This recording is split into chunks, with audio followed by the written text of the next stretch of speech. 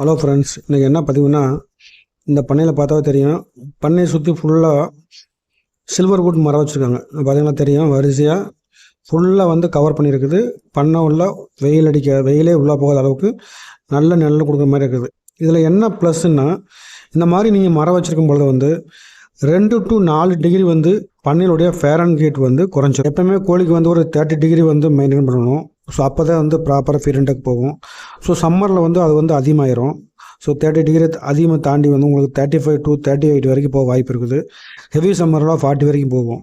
So அந்த மாதிரி டயத்தில் வந்து இந்த மரங்கள் நடுறதுனால வந்து உங்களுக்கு வந்து ஒரு 30 to 33 மெயின்டைன் ஆகும். ஒரு நல்ல சம்மரில் வந்து ஃபீட் போகும், நல்ல கன்வர்ஷன் ஆகும். ஸோ எப்பயுமே வந்து பண்ணையை சுற்றி நீங்கள் வந்து மரங்கள் நடுவது வந்து ரொம்ப ரொம்ப முக்கியம். எப்போ ஒரு புது பண்ணை கட்டினாலும் ஃபஸ்ட்டு வந்து பண்ணை கட்டி முடிச்சதுமே வந்து நீங்கள் மரங்களை நட ஆரம்பிச்சிடணும். 1 இயர் வந்து மரம் வந்து பண்ணைக்கு மேலே போயிடுச்சாக்கும் உங்களுக்கு வந்து ஒரு பெஸ்ட்டு ஒரு கிளைமேட்டை உருவாக்கி ஒரு நல்ல ஒரு ரிசல்ட்டை கொண்டு வரும். ஸோ அதனால் வந்து பண்ணை கட்டுறது முக்கியம் இல்லை, பண்ணை அட்மாஸ்பியரை கொண்டு வரது ரொம்ப ரொம்ப முக்கியம். ஸோ வெறும் வெயிலில் பண்ணை வச்சுருந்தீங்களாக்கும் மற்ற பண்ணைக்கு இந்த பண்ணைக்கு வந்தீங்களா 100 கிராம் டிஃப்ரெண்ட் கம்பல்சரி வரும். ஸோ அதனால் வந்து உங்களுடைய எப்சர் வந்து இன்னும் பெஸ்ட்டாக வரும், இன்னும் க்ரோயிங் சைஸ் பெஸ்ட்டாக வரும்.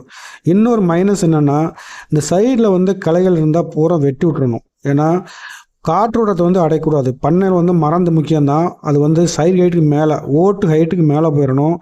ஓட்டு மேலே தான் அந்த நிழல் விழணும். தவிர இந்த மாதிரி அடப்பு இருந்துச்சாக்கும் உங்களுக்கு வந்து உள்ள இப்போ கோழிக்கு தேவையான ஆக்சிஜனை வந்து மறைக்கிறதுனால வந்து கோழி வந்து டீஹைட்ரேஷன் ஆயிரும். ஸோ அதனால் சைடில் இருக்க கிளைகளை வந்து நல்லா களைச்சி விட்டு நல்லா காத்தோட்டமாக பண்ணை மேலே வந்து நிழல் விழுற மாதிரி நீங்கள் பண்ணீங்களாக்கும் உங்களுக்கு எப்பயுமே எப்சர் வந்து பெஸ்ட் எடுக்க முடியும்.